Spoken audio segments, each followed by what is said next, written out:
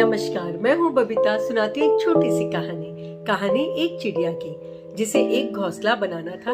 उसके लिए वो सुरक्षित स्थान की तलाश कर रही थी। दूर गगन में उड़ते उड़ते उसे नदी के किनारे दो पेड़ दिखाई देते हैं। चिड़िया को लगता है मेरे घोंसले के लिए बिल्कुल सुरक्षित है। चिड़िया उन पेड़ों के पास पहुँचती है। पहले पेड़ से पूछती है, क्या मैं आपकी टहनियों के बीच में सुरक्षित रह सकती हूँ? पेड़ ने इनकार किया, तुम यहाँ घोंसला नहीं बना सकती, चली जाओ यहाँ से। चिड़िया उदास हो जाती है, लेकिन उसने हिम्मत नहीं हारी। वह दूसरे पेड़ के पास पहुँचती है और वही सवाल उस पेड़ से उसने किया।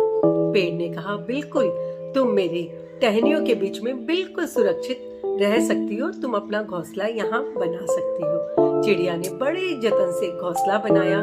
समय आया और उसने अंडे दिए। कुछ समय के बाद अंडे फूटे और उसमें से दो सुंदर से चूजे निकले। अभी मौसम बदल गया था। आंधी, तूफान, काले काले बादल और एक दिन मूसलाधार बारिश शुरू होती है और साथ में भयानक वाला तूफान भी। वह पहला पेड़ अपनी जड़ें छोड़ चुका था। तूफान का वह सामना नहीं कर पाता है और वह पानी के साथ बह जाता है।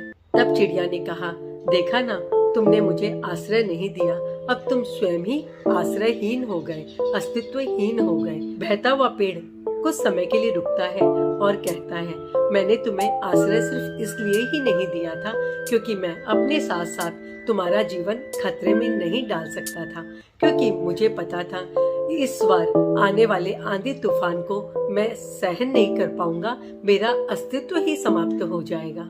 हमारे आसपास, हमारे घर में, हमारे समाज में, हमारे दोस्त कई बार कोई काम के लिए हमें मना कर देते हैं, लेकिन मना वही करते हैं जो हमारे शुभचिंतक होते हैं। वही हमें कुछ भी करने से रोकते हैं और टोकते हैं, है ना? सोचो सोचो। Thank you.